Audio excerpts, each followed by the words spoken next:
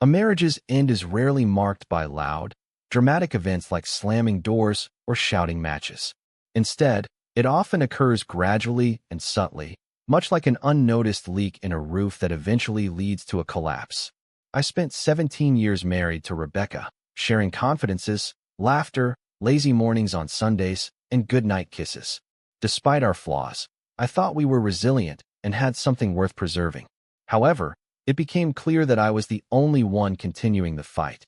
It began with small oversights such as missed phone calls, fewer shared meals, a distant look in her eyes that I couldn't quite decipher.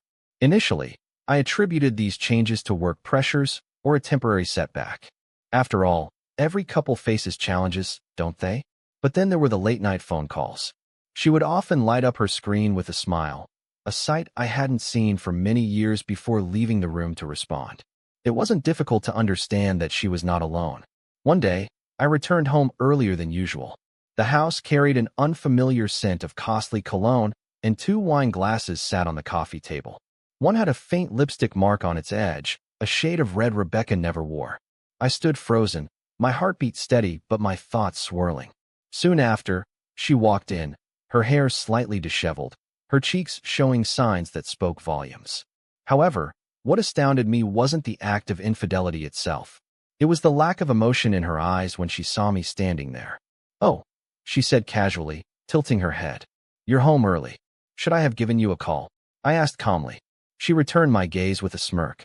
"Would it have made any difference?" she replied. I sighed. "Who is he? Does it matter?" I sought to be enraged, to demand explanations, but her nonchalant response left me speechless. Then she said words that made my blood freeze. "He's moving in. No divorce papers needed, just leave." Just like that, with no hesitation, no shame, and no remorse.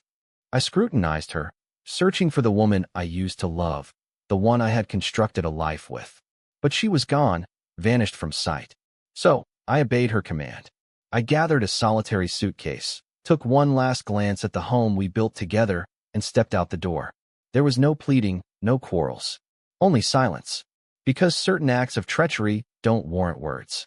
That night, I booked a hotel room, stared at the ceiling, and allowed the weight of it all to sink in. 17 years vanished. Yet, as I lay there in the dark, I felt no pain, no heartache. Only clarity. For Rebecca believed she knew me. She saw me merely as a monotonous husband who worked in finance, a man who would wallow in a hotel room for weeks, nursing his wounds. Little did she know the man she was married to. And by dawn, she was on the verge of discovering the truth. At precisely 7:15 a.m., her phone called. She declined twice initially, but on the third ring, her curiosity seemingly overpowered her disinterest. "Hello." A composed, commanding voice echoed back. "This is Special Agent Carter from the FBI. We need to discuss your ex-husband." I'm sure she sighed, already annoyed by the inconvenience. However, she had little to share about him. Yet, it might be wise to rethink that stance. Because Rebecca hardly knew the real me. For 15 years, I served as a covert intelligence operative. My task was to infiltrate groups, monitor illicit activities, and dismantle them from within. The man she thoughtlessly replaced me with? A notorious arms dealer. She didn't merely cheat. She walked into the mouth of a beast. The FBI had been monitoring him for months. As soon as I left, alarms sounded off. In her overconfidence, Rebecca unwittingly became involved. I wasn't present when authorities raided her house, but I picture the shock washing over her as understanding dawned. By the time she tried to reach me, I had vanished. A fresh identity, a new location, a different existence. These were my decisions. She chose one path, and I another. I learned from our mutual acquaintance that Rebecca was grilled for hours by authorities. They sought to learn her level of involvement. She claimed she merely dated him, oblivious to his true nature. They didn't apprehend her, but they did confiscate assets and freeze accounts. The luxurious lifestyle she envisioned? It disintegrated in a heartbeat. Her arms dealer boyfriend was detained. As for Rebecca, she was left with nothing. When our friend asked if I was aware of his identity, I merely smiled. Indeed, I had long pursued men like him. That night, spotting the distinctive wine glasses on the table, I instantly recognized the scent, the brand, the pattern. I knew precisely what was about to happen for her.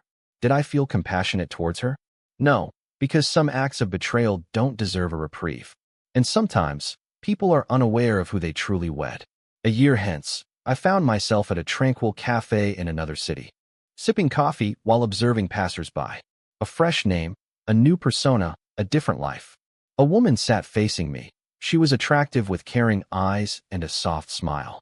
"Share something with me," she queried, tilting her head. "Have you ever experienced love before?" I pondered over Rebecca, 17 years of memories, both joyous and sorrowful. That fateful night in our home when she departed and instructed me to depart too. And then I thought about the person I'd become since then. Smiling, I stirred my coffee. "Yes, once a long time ago," I replied. And with that, I released the past. Betrayal is an enigmatic thing. It doesn't just shatter your heart, but alters who you are. Occasionally, fortune smiles upon you. It doesn't annihilate you, but liberates you instead. Regrettably, many never grasp what they've forfeited until it's irrecoverable.